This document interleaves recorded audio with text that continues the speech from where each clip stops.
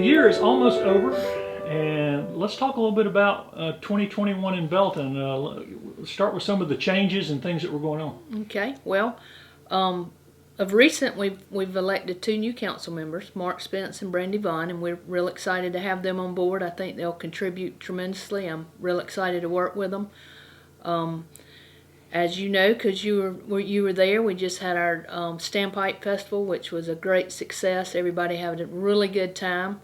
Other than the Dunkin' booth with me, that was my first time in a Dunkin' booth. It was fun, but it was a little chilly, but Will you it was do it good. again? I'll do it again. Yes, it's for the fire department, so of course I'd do it again. And we just had our Christmas parade and had 40 plus participants. It was a beautiful day.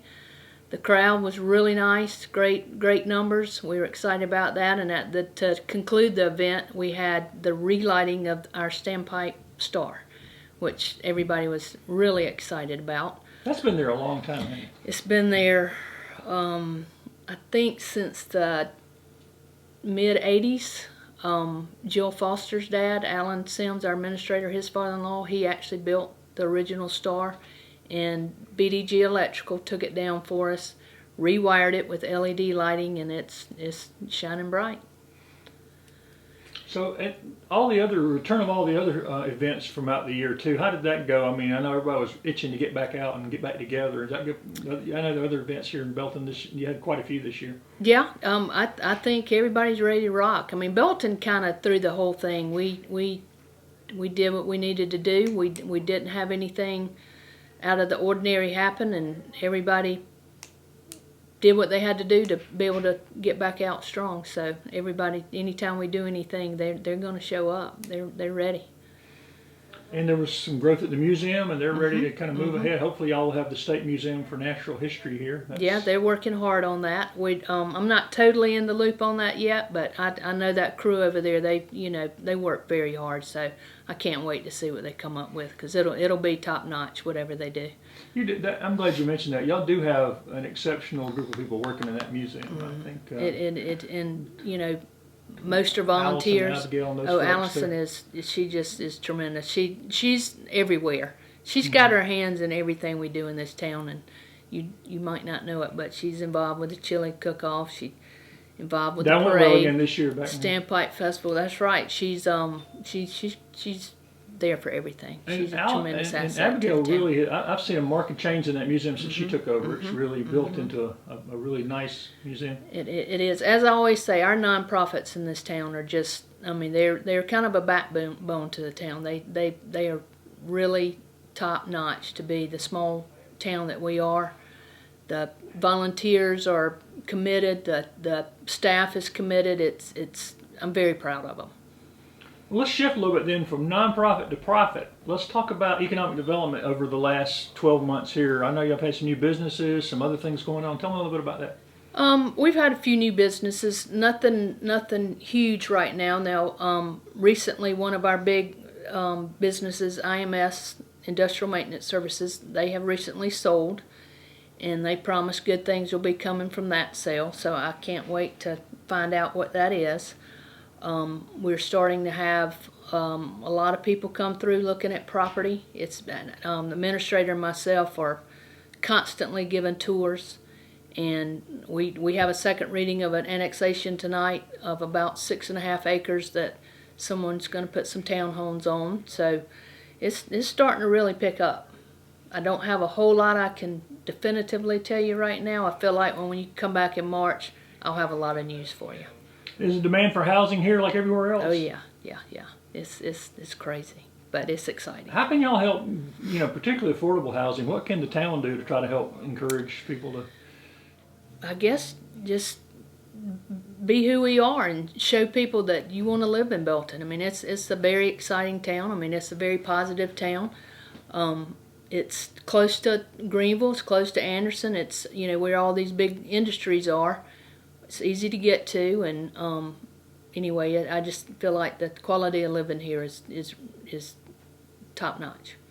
Didn't y'all make some infrastructure changes here? Hadn't y'all been working on? I guess people are constantly working on those here over the Yeah, past I year. mean, that's a never-ending thing, but our most recent thing is changing out our water meters. We've got about 2,500 water customers, and we're getting all new meters, which that's being paid for mainly through the ARPA funds, the American Rescue Plan funding thing, ARPA Act. So that should be up and going, completed by January, and that's the main infrastructure thing we're working on right now. About the old mill site, any movement? No? There's some people that are interested where they have it, and they have a few developers looking at it to do some things. So that's probably part of the March, hopefully the March story. Have some announcements coming, hopefully. Yeah. And y'all's water and sewer capacity's okay? Y'all good? Everything's good. We've been checking the outside edges of where these people are very interested in. So far, we'll be able to handle it if they go through with their projects. We're in good shape. And what do you and council have on your agenda here coming first part of 2022? Well, usually the first of the year is a little bit quiet. It's more of our training period, especially having 2 new council members. We'll go in February to Columbia and take some classes, the administrator and council and myself. The Municipal Association of South Carolina offers some really good courses on how to, city government works. So we'll go down there and take those classes.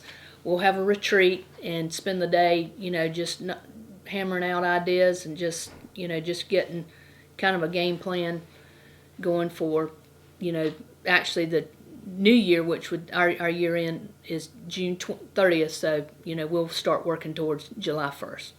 Do you have any, that you can talk about, like big picture vision casting kind of things you would like to see next year happen? Well, that's part of the wait and see. We're also working right now with a marketing firm we're going to start doing some YouTube commercials and some brochures for all kinds of avenues. So we're real excited about that. We're a couple months in working with them and getting, our facts and stories together, and I'm real excited about how that project's going to end up. And people need to remember, we already have the State Tennis Museum here. And like I said, looking toward the future, the State Natural History Museum, there are already a lot of things drawing people here, the Palmetto Championships and stuff. So I guess y'all going to build around some of those. Yeah, we're real proud of that. That is one of the big, what we're known for. And speaking of that, Hall of Fame, at the parade, we also had 3 new inductions into our Belton City Hall of Fame. I don't know if you've heard about that. The museum and the city kind of partner together for that. We take nominations from people in the community, and you nominate from a deceased, historical deceased, and living category. So we give out 3 a year. This is our 2nd year. Our historical deceased that was inducted this year was A.R. Campbell. Our deceased was Jim Russell, who was really big in turning Belton into a tennis town. And our living candidate was Reverend Kenneth Dean.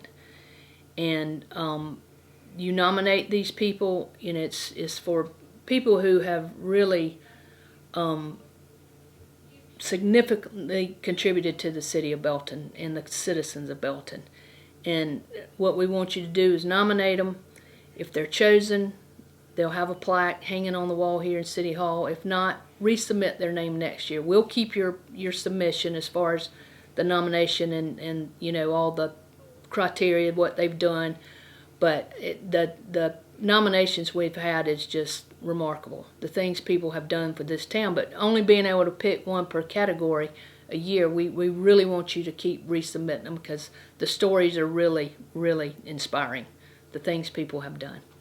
And one other really big thing this year we hadn't mentioned yet was the trail. Talk about how the public has responded, how much it's being used and everything. It's getting heavy use. Bubblegum Rail Trail. That's what the name is, and every time I ride by it or walk on it, there's somebody out there. They're out there at 6 a.m. till midnight, and then it pops up in the Leadaport Park area. It's just a really impressive thing that, once again, one of our nonprofits did for the city of Belton. And that was totally a nonprofit-driven, project. They did it all, raised $800,000 and got it done. And that's one of those huge quality of life issues when you're talking about people wanting to come here. They look for things like that. We've got that. We've got a rec center that's kind of like a health facility. You can go join the gym, and most small towns do not have that. That's a huge asset. So we do have a lot. Our school district's really good. I'm proud of everything here in town. Well, speaking of that, you're coming up almost your first full year, at least sitting in the chair. What have you learned, or what have you picked up being mayor? I mean, what have you been surprised by? What have you been happily and challenged by? I mean, I really enjoy it. I love to help people. I love to contribute.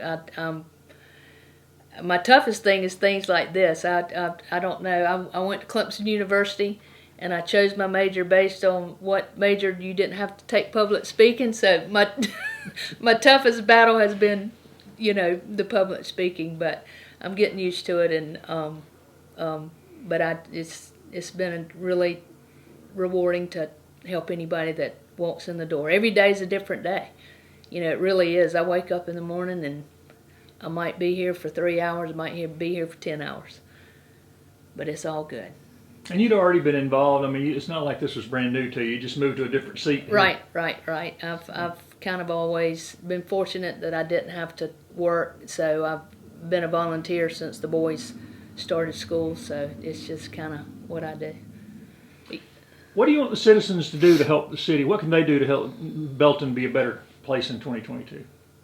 How can they help y'all? Just stay positive. We're getting there.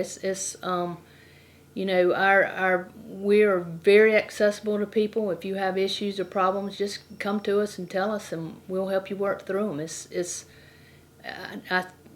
Seeing who comes through the door. I mean, we're getting stronger every day. The city's growing, and like I said, it's coming. It's just be patient. Recently, we are partnered with the Belton Alliance, which is our nonprofit, and we applied for a grant for Downtown Sounds. And we presented a couple weeks ago, and we won the grant.